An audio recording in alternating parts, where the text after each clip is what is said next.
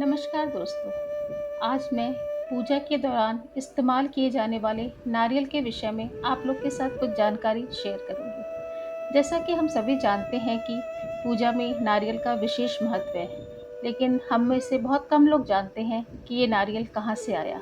तो चलिए शुरू करते हैं और जानते हैं कि नारियल की उत्पत्ति कब हुई और कहाँ से हुई। हिंदू धर्म में पूजा के दौरान नारियल का विशेष महत्व है। किसी भी पूजा में नारियल को शुभता के रूप में स्थापित किया जाता है। हिंदू पौराणिक कथाओं के अनुसार नारियल को व्यक्ति के सिर का प्रतीक माना जाता है। पौराणिक कथाओं में ऐसा वर्णित है कि पहले के समय नर बलि का प्रचलन होता था।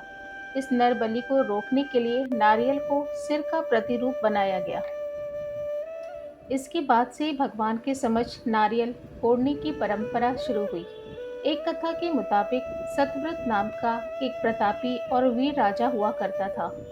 राजा हर प्रकार से संपन्न था, लेकिन उसकी एक इच्छा थी कि वह स्वर्ग की सुंदरता देखे। मगर राजा की ये इच्छा शायद जीते जी कभी पूरी नहीं होती, इसलिए राजा थोड़ा उदास रहता था। उसी समय राजा के राज में अकाल पड़ा। उसके राज में उस समय ऋषि विश्वामित्र भी रहते थे।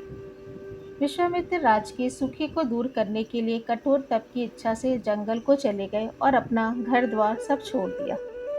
उसके बाद उनका परिवार भूखे प्यासे इधर उधर भटकने लगा। जब राजा को इस विषय में पता चला, तो राजा ने उनके परिवार की देखरेख का जिम्मा उठाया। जब ऋषि विश्वामित्र लौटकर वापस अपने घर आए, तो उनके परिवार ने उन्हें राजा की सच्चाई के बारे में बताया। फिर ऋषि राजा से मिलने की इच्छा से उनके महल में गए। राजा ने भी अपने महल में उनका बहुत ही अच्छा स्वागत किया। उसी समय सतव्रत ने ऋषि विश्वामित्र के सामने अपने जिंदा स्वर्ग जाने की कामना रखी। तब ऋषि ने राजा को अपने तपोबल से स्वर्ग भेजा, जहां पर देवताओं ने राजा का स्वागत किया और उनसे भेंट की। राजा के मन और मस्तिष्क के सुंदर विचार सुनकर देवताओं ने राजा को आशीर्वाद दिया। वो आशीर्वाद यह था कि राजा की मृत्यु के बाद उनका सर नारियल का रूप ले लेगा और यही नारियल शुभता के लिए पूजा पाठ में प्रयोग किया जाएगा। तभी से पूजा में नारियल का इस्तेमाल शुरू हुआ, जो आज तक चला आ रहा है। तो ये है नारियल की उत्पत्ति से जुड़ी कुछ रहस्यमय जानकारी। उम्मीद है आप सब लोग को पसंद आएगी। धन्यवाद।